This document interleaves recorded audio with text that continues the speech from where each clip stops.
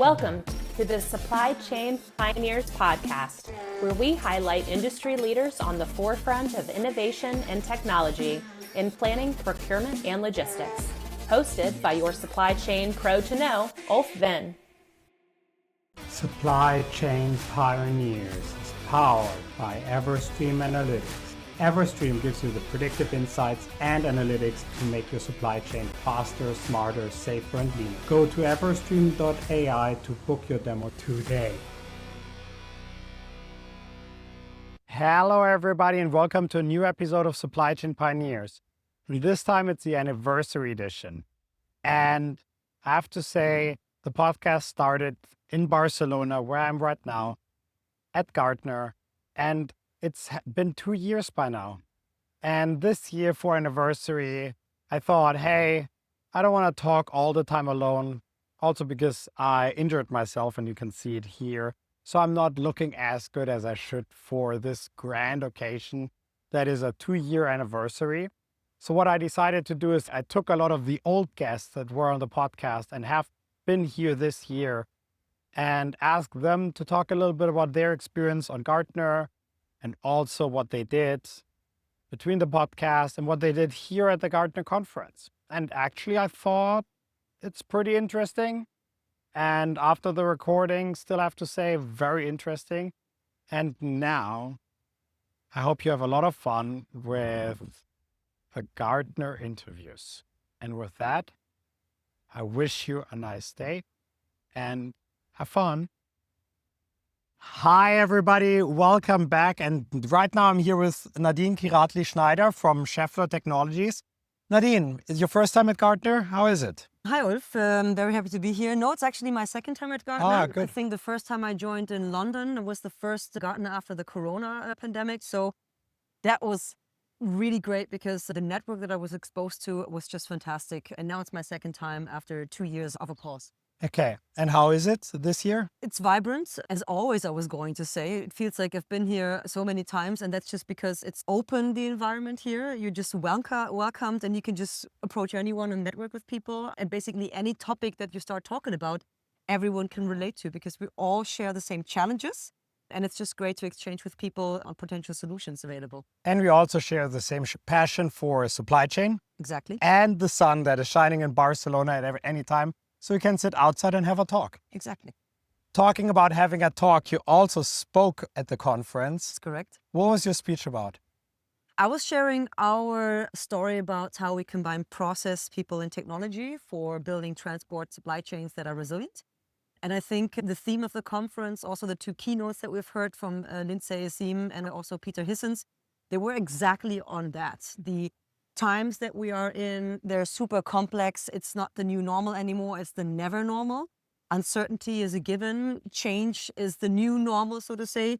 And against that background, I shared our story of how we use technology to support people that can then follow a structured risk management process to engage in reactive risk management, but more importantly, how we can engage in proactive risk management by A, increasing supply chain visibility through technology that's available, and B, to engage in scenario planning to build contingency plans that will actually get you ahead of the curve, not to be hit by that US East Coast port worker strike, not to be hit too bad by that Suez Canal issue with the Houthis shooting. I shared our approach, and I think that there's 2 or 3 other companies here that I want to also still learn from. Ah, good.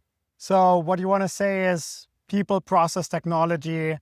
In the end, AI will not replace humans in the next 1 year? Not yet, especially not in the next year. Okay, good. Even though that... You have a job tomorrow, okay? Exactly. So even though CEOs and your managers might actually ask you to source that one tool that will replace all of the people that work in a certain area or function, that's not going to happen.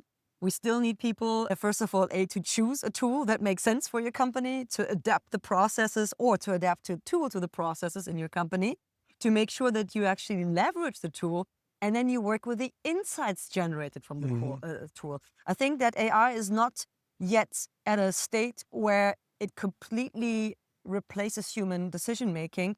It's a shortcut to providing options to choose from. So it's enabling you to cut through the clutter of all the information that we're receiving giving you some options, some clarity about the situation, impact situation, context, available options that you can then make faster decisions. Because let's face it, the rate of things that are hitting us in our supply chain is increasing tremendously, and you cannot possibly deal with them with the same number of people that you had before on a global scale. So hence technology is super important, but it will not replace us, but we have to work together with it.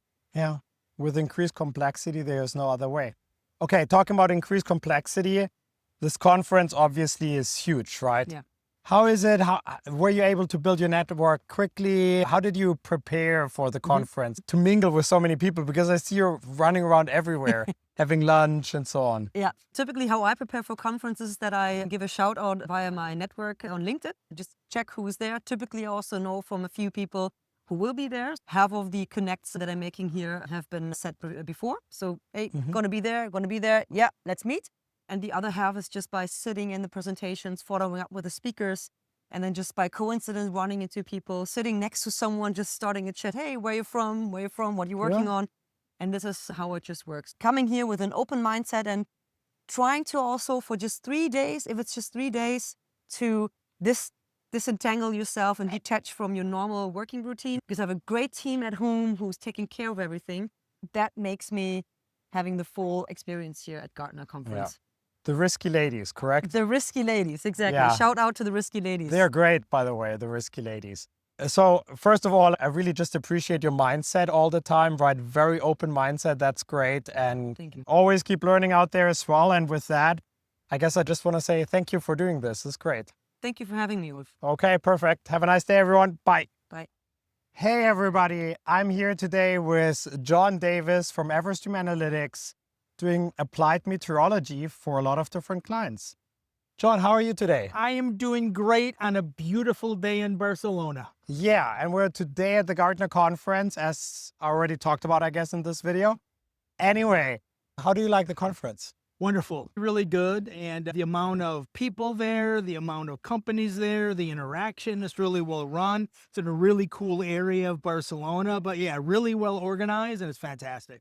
Yeah, and I've seen you live the last couple of days, and you're really in action with a new product that you developed. You're very excited about it. And Yeah. when I see you talking to customers, also the reception is great. So what are you doing right now? So we call it crop sourcing. So what crop sourcing is, you're looking at crop areas, and we're able to look at crop areas, barley or strawberries or vanilla, and model that so clients have the ability to look at the conditions of the crops, the yields, if you will, during the season. And then during that process, then they're able to make decisions, financial decisions, buying products and making things that people love to drink and eat, things like that. And then being able to source things from the right spot. So you can do it by country, you can do it by area, you can do it by continent, you can do it by specific zones. It's really unlimited as to looking at the visibility of those sourcing areas and being able to model that during the season and getting early indications as to what is the best thing or the most appropriate thing to do, where you source from, the financial considerations of that. And this happens well far in advance of what it used to be, the kind of norm after the growing season was done. So it's early visibility in overall crop areas and yields. Yeah, it's pretty cool. So it's all about yield, quality, and that together with weather, right? Because weather has a profound impact on yield and quality. It's pretty much the impact. Yeah, I here guess. overall. Yeah. So Okay, from a fair crop enough. standpoint, it's all pretty much weather, and we can model that. First of all, we build a history. So sometimes that's 10 years, sometimes that's 20 years. So we build a history and we look at week by week what weather conditions impact the overall crop. Rainfall during the middle of a growing season is good. At harvest, it's bad. So that's all modeled into another week by week during the season. And then we compare that to this last 10 or 20 years. So we're modeling overall crop yields during the season overall. There's also a climate portion of this too. That's something different, but we're looking at visibility of crops. Are they good? Are they bad? In specific areas, and it makes the customer, it allows them to get visibility and to make decisions early. That's pretty cool. How did you come up with stuff like that? It's crazy. In this case, it was one of our clients and we got together. This is about a year and a half ago. I think I can say it. It's Molson Coors. So we got together with Molson Coors, and their challenge was that they were not getting visibility. They were having too many surprises. The barley would show up to their brewery where they make their fantastic beer with Molson Coors, and they would think it would be in this condition. And sometimes it was totally wrong. Sometimes the information they got from suppliers was not very good because they have vested interests, of course. So they wanted a way to be able to monitor the growing conditions, the yields, if you will, during the season, and not have so many surprises. And they were just getting too many surprises. So then we went back and built this model that looks at things week by week during the growing season, by country, by area, in their sourcing zone. So they have the information required to be able to make decisions at the appropriate time. Cool. So let's move to a different topic now. You are living in Barcelona, right? So I am. Going to the Gartner conference is really a short distance for you. So what would you recommend for other Gartner attendees that are there coming back maybe next year? Yeah. What is something you would recommend them as a must-see when you're in this area here? I think in this area, the beach is great. The Mediterranean, you got to go to the beach. Obviously, it's a really great food town. So from a food town standpoint, go to some really good tapas restaurants, Catalan restaurants. There's just thousands of them out there. The food is a big part of it.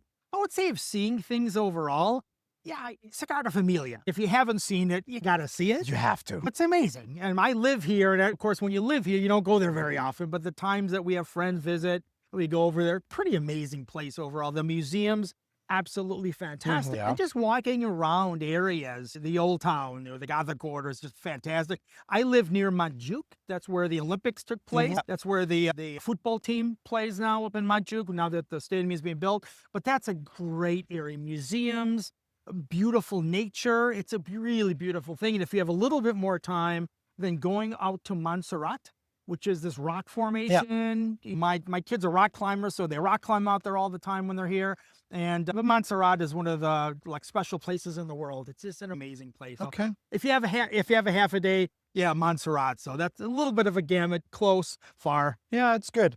Obviously, I visited Barcelona also a couple of times already. Something that surprised me from a museum perspective was the FC Barcelona Museum, because it does a very good job in explaining how the football club and was going in line with how the history in Barcelona shaped up. Yes. And it was a very unique history with Catalan and then also the war and post-war situation. So I don't want to spoil too much, frankly, but I thought it was way more interesting than I thought. And I'm not a big football fan, frankly, outing myself here. So I didn't expect a lot, and I was very impressed, actually, because I learned a lot about history and culture of Barcelona through the museum. Exactly. Yeah, it's pretty and interesting. Barca's having such a good year this year. They just won La Liga last week, and so they're having a great year this year. So a really good time to go to that. Yeah. Perfect. Good. So I hope you have a good rest of the conference. Yeah, you too. And enjoy Barcelona. I always do. Perfect. And with that, we want to say goodbye. Hello. First of all, thank you for watching the whole podcast or listening or however you're enjoying this podcast. However, while editing, you can see me my edit clothes right now.